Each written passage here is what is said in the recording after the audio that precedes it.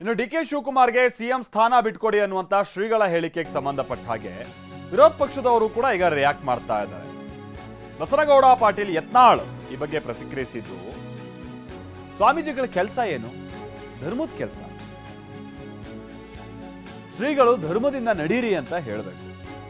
ಅದು ಬಿಟ್ಟು ಅವ್ರನ್ನ ಸಿಎಂ ಮಾಡಿ ಇವ್ರನ್ನ ಸಿಎಂ ಮಾಡಿ ಅಂತ ಹೇಳೋದಲ್ಲ ಅಂತ ಯತ್ನಾಳ್ ಟೀಕೆ ಮಾಡಿದ್ದಾರೆ.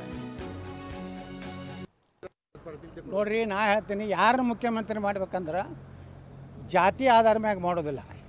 ಪ್ರಾಮಾಣಿಕರು, ಜನಪರವಾಗಿ ಕೆಲಸ ಮಾಡುವಂಥವ್ರು, ರಾಜ್ಯದ ಜನರ ಹಣವನ್ನು ಸುರಕ್ಷಿತವಾಗಿ ಆ ಜನಾಂಗಗಳಿಗೆ ಒಯ್ದು ಕೊಡೋ ಯಾವುದೇ ಜಾತಿಯವ್ರಲ್ಲ, ನಾವು ಸಣ್ಣ ಜಾತಿಯವನೇ ಇರಲಿ. ಇವತ್ತು ನಮ್ಮ ಜಾತಿ ಮುಖ್ಯ ಅಲ್ಲ. ವೀರಶೈವ ಲಿಂಗಾಯತರ ಆಗ್ಬೇಕತ್ತ ಒಬ್ರು ಹತ್ತಾರ, ಒಬ್ಬರು ವಾಲ್ಮೀಕಿ ಸ್ವಾಮಿಗಳು ವಾಲ್ಮೀಕಿ ಆಗ್ಬೇಕತ್ತಾರ, ಒಕ್ಕಲಿಗೆ ಸ್ವಾಮಿಗಳು ಒಕ್ಕಲಿಗೆ ಆಗ್ಬೇಕತ್ತಾರ, ಅಲ್ಲಿಂದ ಯಾರು ಅವ್ರು ಆರ್ಯ ಇಡಿಗೆ ಸ್ವಾಮಿಗಳು ಆರ್ಯ ಇಡಿಗೆ ಆಗತ್ತಾರ.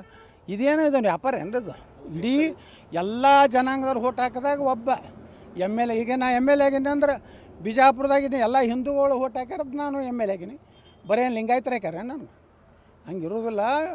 ಇವ್ರ ಬಾಯಾಗ ಬರಬಾರ್ದು. ಮಠಾಧೀಶರು ನಾ ಇಷ್ಟೇ ವಿನಂತಿ ಮಾಡ್ಕೊತೀನಿ, ನಿಮ್ಮ ಕೆಲಸ ನೀವು ಮಾಡಿರಿ, ನಮ್ಮ ಕೆಲಸ ನಮ್ಮ ಪಾರ್ಟಿಯವ್ರು ಮಾಡೋರು ಅದಾರ. ಏನಿಲ್ಲ ನೋಡಿರಿ, ಒಕ್ಕಲಿಗೆ ಲಿಂಗಾಯತರು ಇದು ಬರ್ತಾರೆ.